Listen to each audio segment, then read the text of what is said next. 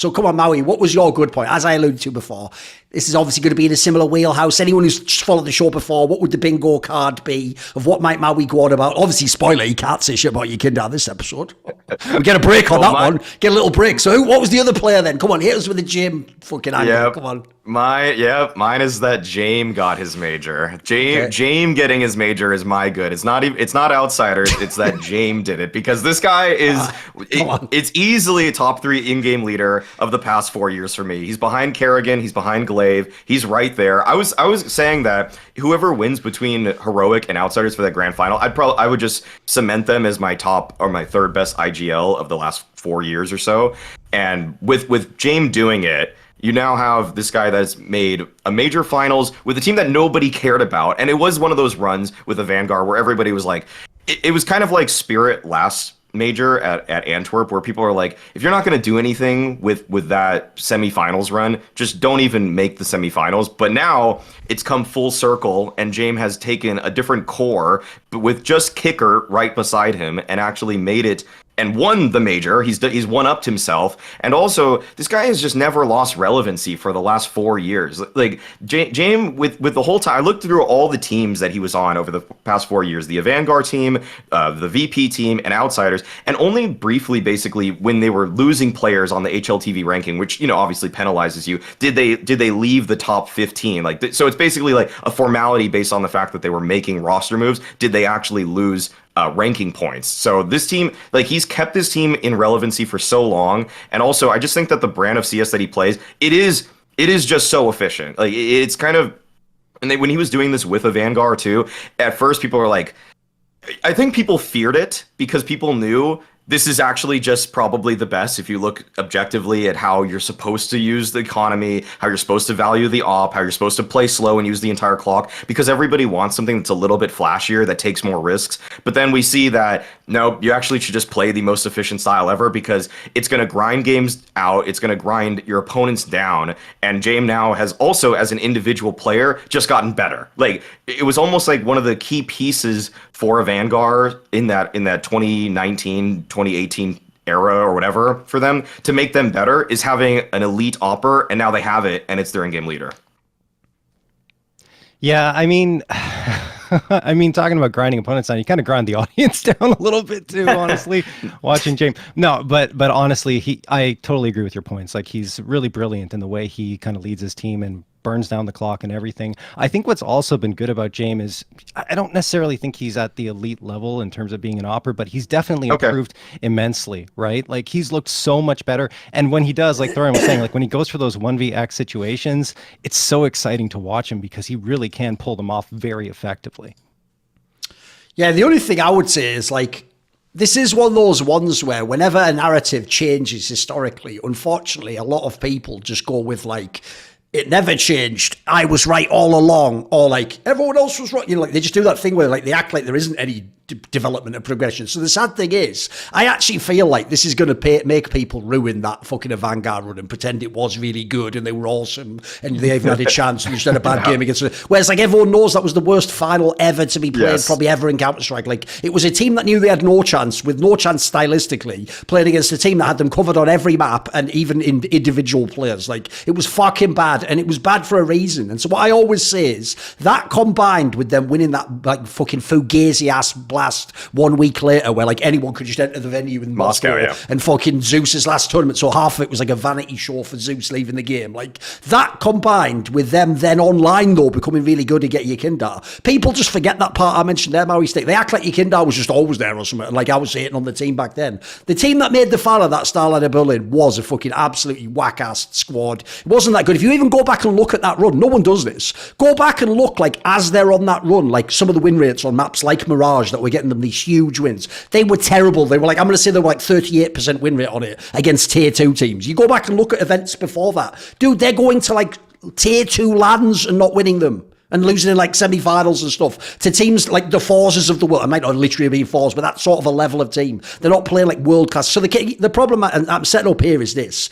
Jame was not this player in 2019. He actually was all the fucking meme elements that now just are a meme and a stereotype, but they were true. He massively oversaved back then because he didn't have your Kinder. He played way too selfishly with some of the fucking calls in that team. I mean, I even think back then one of the things that must have been holding them back to some degree was they had that core of players with them like Kickert and fucking Buster.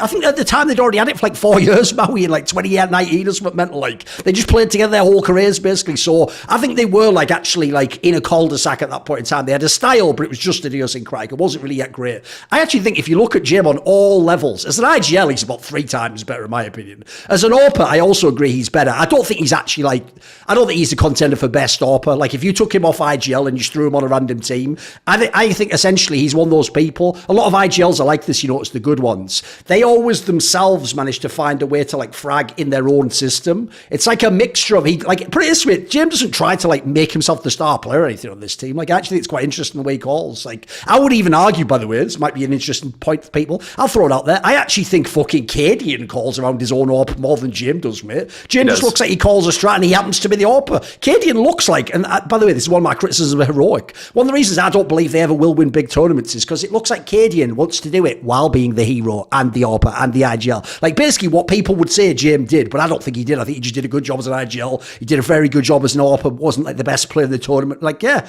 I think all in all it's a pretty cool storyline. I have no ill will at all towards this angle. Like obviously, like I say, I'd rather they played some better teams maybe to win. But what can you knock him? He succeeded in every area. Individually, he was really good. Probably the best tournament of his life. IGL wise, he was masterclass. Like again, go and look when the bad T sides. I'd even say, by the way, that's probably the coolest angle that everyone missed because of the upsets and the fact it wasn't the big names.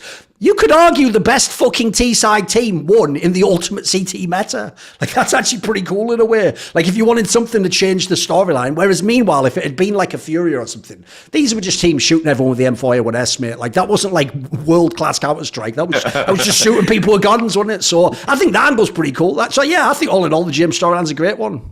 Just good all around.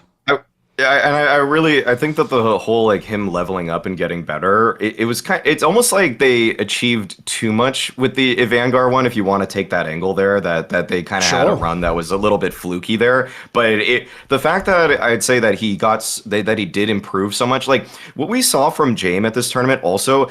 Like he had moments where you would have thought that you would have known that 2019, even 2020 Jame would have just saved. Oh, I remember for sure. Yes. But like that Mao's series when he had that 1v3 on A side overpass retaking when he just destroyed the first 2 guys and then flicked Dexter at the front of bathrooms to close out the 1v3. Like I don't know where some of this stuff came from. Like Jame was possessed in this tournament, and that's also a little bit why you think that maybe it's not going to be sustainable. Because I don't know if Jame is going to always play at this level, because when we look at majors past, like Antwerp, some of the times when they actually lost, like Jame actually kind of underperformed, and I started to I didn't want to give him this label like that kind of like Cadian for the first 4 or 5 years of his career. I felt like every big game he was just a choke artist, and Jame, I started to feel that a little bit, especially at Antwerp and some of the tournaments at this year, like big ones. But then this one shed all my disbelief entirely, and he started to just go for rounds that he otherwise wouldn't have. And I started to think,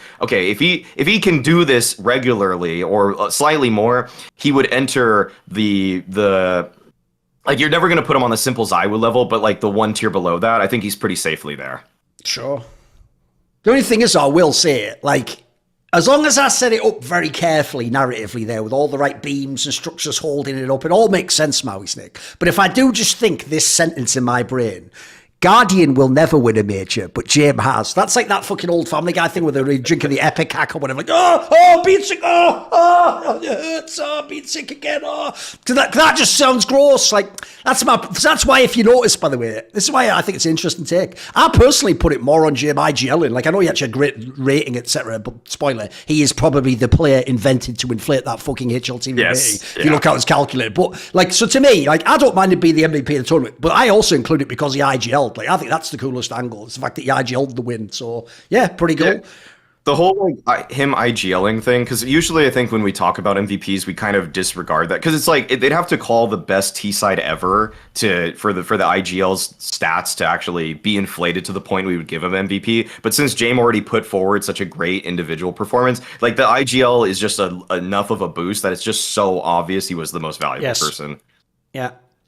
Yeah, I think. Go on. Sorry. No, jump in. I was just going to say, I think that Jame is just really good at utilizing the specific strengths of each of his players so very well. It doesn't really matter who's on his team. He knows where to deploy them effectively. And also, just moving forward, I think that even if there are roster changes, he's proven that he's really sustainable. He can move forward and be a strong IGL, even if the core changes.